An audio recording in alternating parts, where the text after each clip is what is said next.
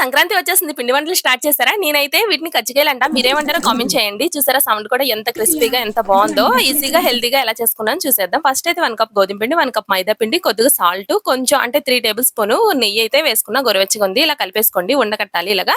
తర్వాత వచ్చేమో వాటర్ కొద్దిగా వేసేసుకోండి. బాగా కలిపేసుకోండి. అది కూడా కొంచెం గట్టిగానే కలుపుకోండి. మరీ సాఫ్ట్‌గా కలిపేయొద్దు. ఇలా కలిపేసి పక్కన పెట్టేసుకోండి. ఇప్పుడు మిక్సీ జార్‌లోని జీడిపప్పు, బాదం పప్పు ఇలాగా మిక్సీ చేసేయండి. తర్వాత వచ్చేమో వేరుశెనగపప్పు, నువ్వులు ఇది కూడా మిక్సీ చేసి 2 ఒకసారి బౌల్‌లోని మొత్తం మిక్స్ చేసేసుకోండి. ఇక్కడ చూసారు కదా కిస్మిస్, డ్రై కోకోనట్, బెల్లం పౌడరు. ఇప్పుడు వచ్చేమో కడాయిలో నెయ్యి వేసేసుకోండి. మనం మిక్సీ చేసిన పౌడర్ ఫస్ట్ అయితే వేసేసుకోండి. డ్రై కోకోనట్ 3/4 కప్ అయితే వేసుకున్నాను. కిస్మిస్‌లు కూడా వేసేసుకోండి. దాంట్లోనే అదే బొంబాయి రవ్వ ఉంటది కదా! అది కూడా వేసుకున్నాను. 3/4 కప్పే. ఇలాగా మిక్స్ చేసుకోండి. బెల్లం అయితే స్టవ్ ఆఫ్ చేసాక 1 కప్ అయితే వేసుకోండి. నేను తీసుకున్న క్వాంటిటీకి కరెక్ట్‌గా సరిపోయింది నాకైతే. ఇలా కలిపేసుకొని అది కూడా పక్కన పెట్టేసుకోండి. ఇప్పుడైతే రోటీ అయితే చేసుకోండి. రోటీ ఇలా చేసేసుకున్న తర్వాత మీకు మిషన్ గాని లేకపోతే అంటే ఇప్పుడు కజ్జికాయల మిషన్ ఉంటది కదా! అది లేకపోతే ఇలాగ చేత్తో అయితే ఇలా చేసుకోండి. ఇలాగ సైడ్‌కి కొంచెం వాటర్ అప్లై చేసుకొని ఇలాగా ఒత్తుకోండి.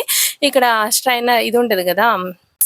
ఫోర్క్ స్పూన్ తోటి ఇలాగా డిజైన్ చేసుకోండి. చాలా బాగుంది కదా చూడ్డానికి. ఒకవేళ మిషన్ ఉంటే ఇలా మిషన్‌తో చేసుకోండి. ఇదైతే చాలా సింపుల్. చాలా త్వరగా అయిపోద్ది. చాలా హెల్తీగా, ఈజీగా చేసుకోవచ్చు. గోధుమ పిండి కూడా ఏసాము. ఇందులో వేసిన ప్రతి ఇంగ్రీడియెంట్ కూడా చాలా మంచిది హెల్త్‌కి. పిల్లలు కూడా చాలా ఇష్టంగా తింటారు. ఇలాగా ఆయిల్ కొంచెం వేడయిన తర్వాత ఇలా వేసేయండి. 2 వైపులు బాగా ఫ్రై చేసేసుకొని తీసేయడమే. టేస్ట్ మాత్రం సూపర్ ఉండుద్ది. ఇందులో వేసిన ప్రతి ఇంగ్రీడియెంట్ కూడా బ్లడ్‌ని పెంచుద్ది. ఎందుకంటే బాదం పప్పు, వేరుశెనగ పప్పు, నువ్వులు అన్నీ హెల్త్‌కి మంచిది. వీడియో నచ్చితే లైక్ చేయండి, సబ్స్క్రైబ్